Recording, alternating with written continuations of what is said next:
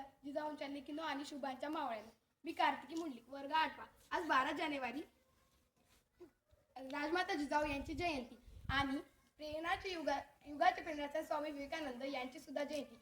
त्यानिमित्त मी माझ्या मनातील काही बोलू इच्छिते.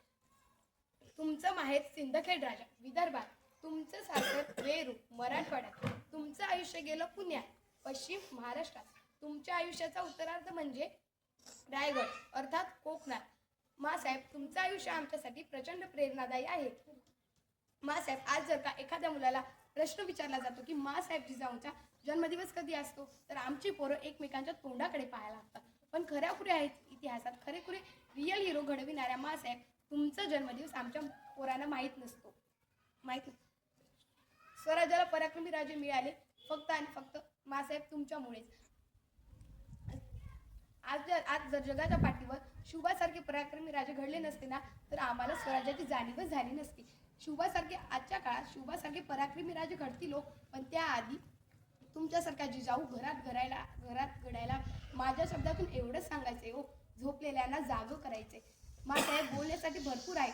तुमचा, सावित्रीबाईचा, अहिल्याबाईचा इतिहास सांगणाऱ्या प्रत्येक आईला मी एवढंच सांगेन, आपल्या घराघरात शुभा घडवा, मग आपल्या स्वराज्याचा भगवा कसा अभिमानाने फडकेल. जाधवांची कन्या ती भोसल्यांची सून होऊन आली. जाधवांची कन्या ती भोसल्यांची सून होऊन आली आणि शहाजीराजांचा संसार सोन्यापरीस करून गेली.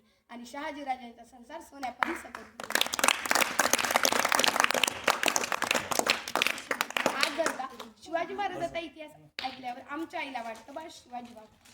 संभाजी महाराजांचा इतिहास ऐकल्यावर आमच्या आईला वाटतं बा संभाजी भाऊ. म्हणून खेडकर ताई म्हणाल्यात, आमची आई म्हणते बा शिवबाच व्हायचं असतं.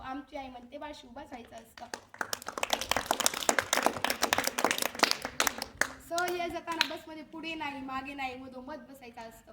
पुढून गाडी ठोकली काय मागून गाडी ठोकली काय आतमधल्याने मात्र सुरक्षित राहायचं असतं. आमची आई म्हणते बा शुभाच व्हायचं असतं.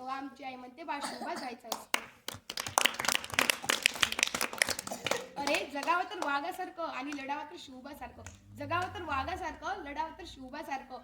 काळजात वाघ डोळ्यात आग. छातीत पौलाद हिंदूची अवलाद.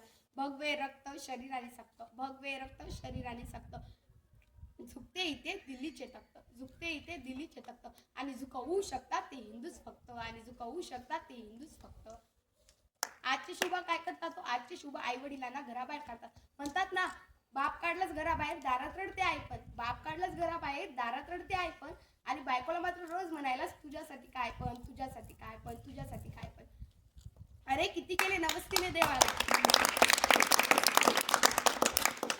केले नवस्तीने देवाला. इकून तिकून देव ही तिच्या नवसाला पावला. म्हणून तुझ्यासारखा हिरा तुझ्या पदरामध्ये घावला.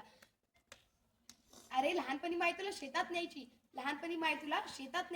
तुला ऊन लागू नये म्हणून स्वतःच्या पदराची सावली तुला द्यायची. तुला भूक लागल्यास तू काय काय करायचास. मायेचं दूध संपल्यास तिचं रक्त सुद्धा ओढायचास.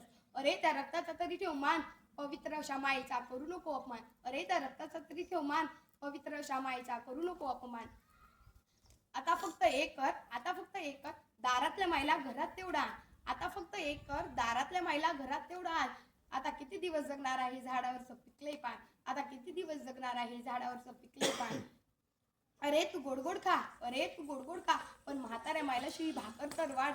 आणि भाकर वाढायला तुझी बायको जर आडवी आली ना, तर तिला घराबाहेर काढ.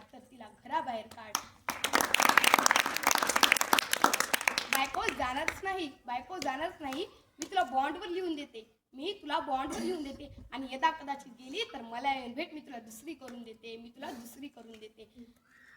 तू आंधळा नाहीस, पांगळा नाहीस, तुला तुझी नाही कळली किंमत. आणि नवरा मायबापाला भाकर देतोय म्हणून कायम घर सोडून जाण्याची कुठल्याच बाईमध्ये नसते हिंमत. मला माझ्या शब्दातून एवढं सांगायचंय, मावळे बनायचे ना तर शुभाचे बना. मावळा कसा असावा? एका युद्धात एका मावळ्याचे दोन्ही हात तुटले. तो मावळा झोपडीत रडत बसला आहे. तेव्हा शिवछत्रपती राजे त्याला भेटायला गेले. तो मावळा खूप रडू लागला. तेव्हा शिवछत्रपती राजे म्हणाले, एवढा निर्दयशील असं वाटलं नव्हतं मला. तुला कशाची चिंता आहे? तुझ्या कुटुंबाची चिंता आहे का? मी समर्थ आहे ना तुझ्या कुटुंबासाठी. मग तू का रडतोयस? तेव्हा मावळ्याने उत्तर दिले, राज राज, मी त्यासाठी रडत नाहीये. माझे दोन्ही हात गेले याचं मला अजिबात दुःख नाहीये. पण माझा बाप, मुघलांचा बाप, सर्व जगाचा बाप येथे उभा आहे आणि त्याला मुजरा करण्यासाठी माझ्याकडे दोन्ही हात आहेत याचं मला दुःख आहे राज, याचं मला दुःख आहे. तर मावळा कसा असावा? तर मावळा असावा या मावळ्यासारखा. मी जाता जाता एवढेच म्हणू इच्छिते, दुःखामध्ये डोळ्यातून धार आणू नका. दुःखामध्ये डोळ्यातून धार आणू नका. संकोचित जगण्याला सार मानू नका. आणि जीवनाला कधी भार मानू नका. आणि शिवरायांची शपथ घेताने हार मानू नका. वाईट संगतीत राहाल तर माती व्हाल. आणि शुभाच्या विचाराने जगाल तर शिवछत्रपती व्हाल. धन्यवाद.